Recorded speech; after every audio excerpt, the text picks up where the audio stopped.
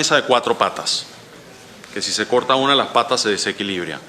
La mayor son los 966, la siguiente el aumento de los 3 puntos de cuota patronal o de empleador, y las otras 2 son un aumento en el rendimiento de los ahorros y la extensión de la edad de jubilación, que equivale a, se puede traducir a un aporte de dinero sin aportar dinero, porque al extender eso obviamente produce ahorros, si queremos. No se toca el aporte que tienen que hacer los trabajadores. Eso no forma parte de la propuesta, es importante destacarlo. Entonces, asumiendo esas variables, arroja un déficit que hay que financiar. Y de ahí se produce el número de los 966.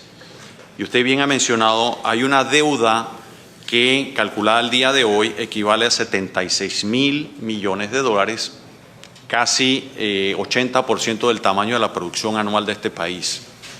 20 y tantos mil millones de dólares de la deuda pública nacional, mayor a la deuda que todos los ciudadanos debemos al sistema bancario, a financieras, cooperativas, etcétera, para que tengamos el orden de magnitudes. Hay varias opciones.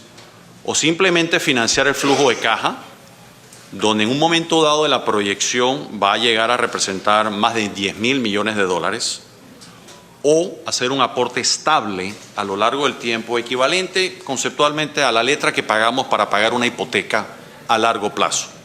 La diferencia es que los 966 no es mensual, es anual.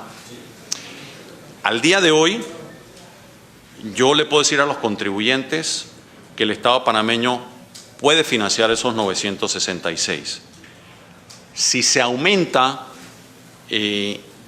sin tocar ni un impuesto, sin elevar impuestos. Aquí no hay una propuesta fiscal, no hay una reforma fiscal ni tributaria planteada. Nuestros cálculos es que si se aumenta eso, muy probablemente habría que hacerlo para producir más fondos, ¿verdad? Entonces, los 966 están primordialmente a lo largo del tiempo, su fuente principal de financiamiento viene de una de las ideas que se escuchó en la mesa, que venía de aumentar el aporte del Canal de Panamá.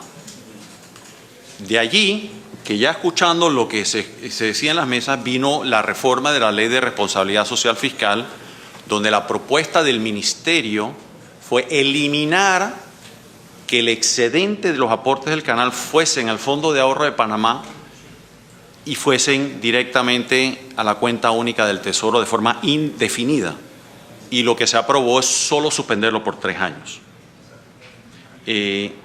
Yo no sabía cómo los números finales, cómo iba a estar, porque se estaban obviamente escuchando en la mesa, pero mi intuición me decía claramente, ya se había mencionado que se quería dinero del canal. Y se identificó, y esa fue la principal razón por la cual se presentó esa propuesta, que solo se aprobó por 3 años. Esa hoy en día va a representar una tercera parte, un poco más de una tercera parte de los 966, pero a lo largo de los años eventualmente lo va a cubrir en su totalidad y lo va a exceder.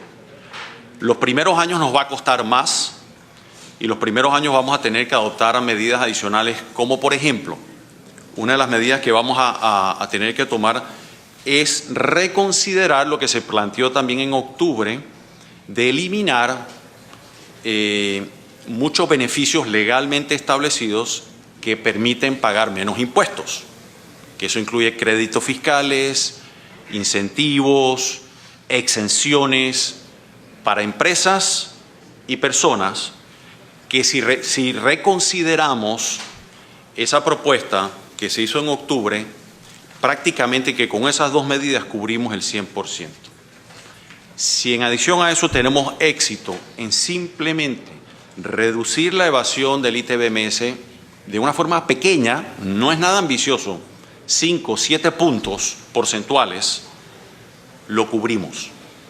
O sea que los 966 es un número que mi responsabilidad como ministro de Economía y Finanzas es un rol fiduciario de cuidar dinero que no me pertenecen, que le pertenecen a ustedes y a los ciudadanos.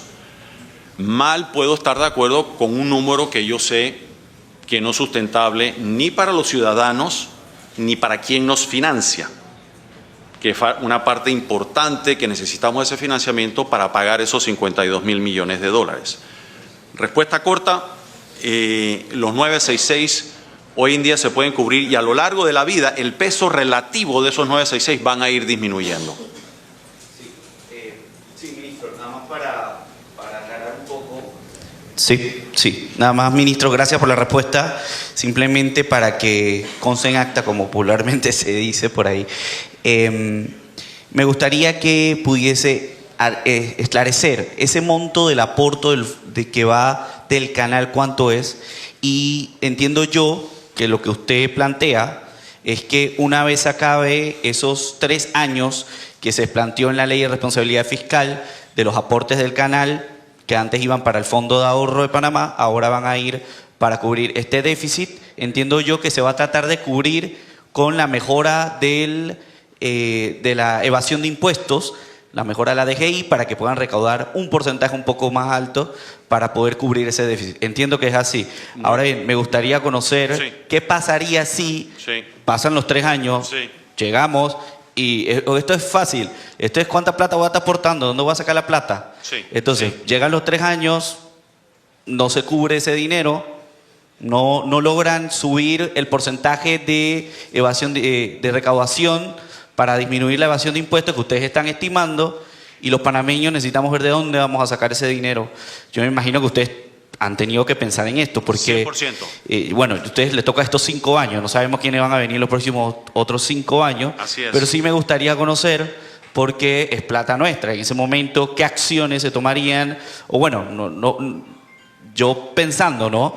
Sé que no estamos en el futuro, pero me imagino que usted, como buen economista y como bien lo ha dicho, persona que cuida los ingresos de todos los panameños, incluyendo el de usted y el de todos, tuvo que haber pensado en su momento, ok, si no recaudamos tanto para esa fecha donde ya vamos a dejar de aportar al Fondo de Ahorro de Panamá, que también es importante, conste, que nosotros aportemos a ese Fondo de Ahorro, entendiendo de que eso es plata que nosotros tenemos ahí, salvaguardada o guardada para cualquier tema ya crítico de emergencia que se vaya a utilizar, ¿no? Entonces, me gustaría conocer eso, básicamente para que quede claro para los panameños. Es una discusión compleja y extensa, y veo que cada día me conoce mejor. De este ministro nunca va a escuchar una propuesta improvisada.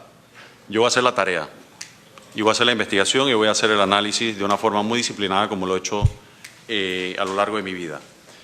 Y lo que usted dice está pensado.